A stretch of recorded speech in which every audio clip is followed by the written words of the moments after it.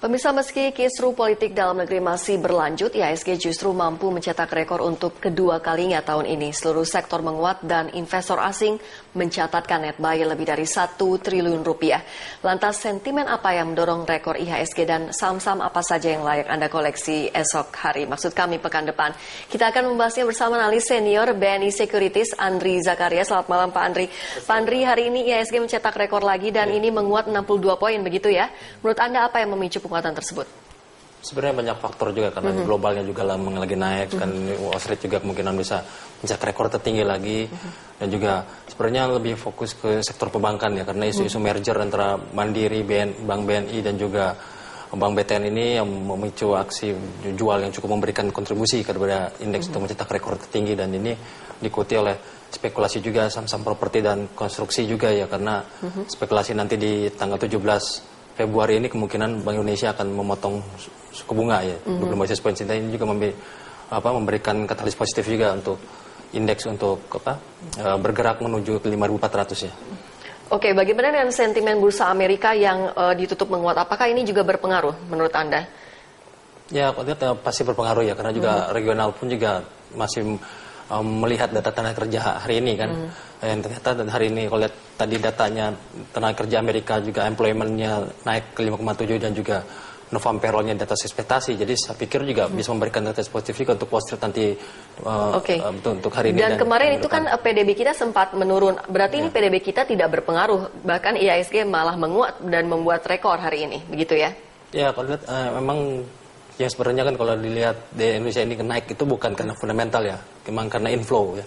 Seperti saya bilang beberapa lalu memang inflow ini cukup kuat karena year to date jadi Januari sampai sekarang asing masih net buy 2,5 triliun ya. Dan jadi kalau dilihat dari sejak tahun kemarin berarti ada pemasukan sekitar ya hampir 47 triliun. Jadi setidaknya ini mendorong kenaikan. Jadi pas ke pasar lebih fokus ke ekspektasi ke depan ya karena juga menjelang earning report ya. Earning report juga sebagian contohnya kayak hari ini Jasa Marga juga bagus. Dan beberapa yang lainnya pun yang terutama di banking ya ini juga memberikan katalis positif untuk indeks untuk bisa membuat rekor lagi. Oke, dengan pemecahan rekor ini jadi saham-saham apa yang layak beli begitu Pak Andri untuk direkomendasikan untuk pekan depan? Jadi kalau saya sih lebih prefer saham-saham yang telat naiknya ya. Telat naiknya maksudnya ya, second liner atau bagaimana? Blue chip ya, contohnya kayak Telkom yang karena masih di kisaran 2.800 bersihnya mah terlihat supportnya di 2780 kuat ya berapa kali tembus ya setidaknya karena bertahan bisa naik ke rebound dulu mungkin bisa mencoba ke 2.900 dan juga Bank BRI juga sama di saat 3 bank BCA, Bank Mandiri dan juga Bank BNI mencetak rekor tertinggi dan Bank BRI belum. Jadi setidaknya dengan level harga 11.600 bisa akumulasi kemungkinan nanti saham-saham banking yang 3 itu sudah evaluasinya ya mungkin akan masuk lagi ke BRI yang sebenarnya juga fundamentalnya sama bagusnya. Ya mungkin bisa mencoba ke rekor tertinggi 12.200 sampai 12.700 ya untuk dan juga LSIP ya karena melihat dari sentimen daripada harga kelapa sawit sekarang juga lagi rebound karena menjelang Imlek dan juga isu biodiesel subsidi jadi memberikan positif juga kemungkinan bisa mencoba ke level 2000 sampai 2080 juga Adaro yang kalau dilihat hari ini juga karena cuaca banjir ya musim banjir ini juga menguntungkan untuk coal ya jadi setidaknya bisa mengangkat harga coal Newcastle jadi setidaknya Adaro sekarang harga di bawah 1000 ini saya pikir cukup murah ya untuk bisa rebound di atas 1100 lagi ya. Oke, baik. Kita akan membahas yang layak jual, Pak Andri, tapi setelah usai jeda. Dan bagaimana pergerakan IHSG pekan depan, simak bahasannya usai jeda.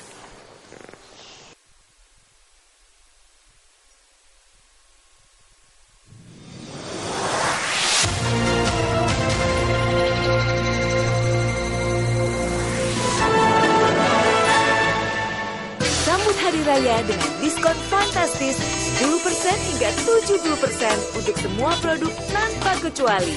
Hari Raya tampil gaya di Longevity with Elegance bersama Matahari. Halo pemirsa, Anda menyaksikan World Report, program berita dunia yang mengantar Anda melalui berbagai peristiwa internasional. Simak berita terhangat dari berbagai belahan dunia.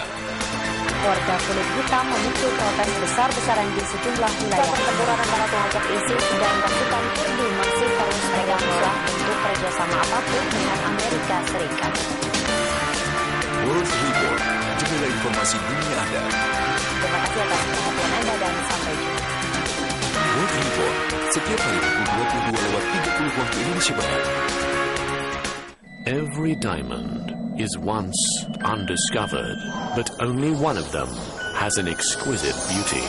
Selected by the color, clarity, cut, bound with pure two-tones gold by a perfect welding technique and completed with micro-sized diamonds. Adele's Definite, the one in a million, by Adele Jewelry.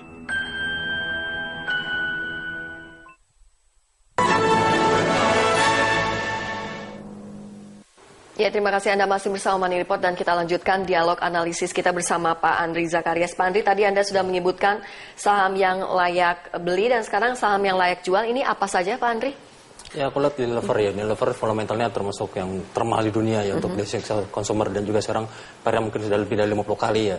Dengan harganya sekarang target technical saya mungkin dan fundamental pun juga sudah mencapai 37.000. Seharusnya Unilever sekarang ini bagusnya untuk cicil jual ya, karena sudah tidak mencerminkan lagi fundamentalnya. Jadi tapi meskipun target medium termnya sih masih naik, masih 43.000, cuman ya mendingan take profit dulu ya.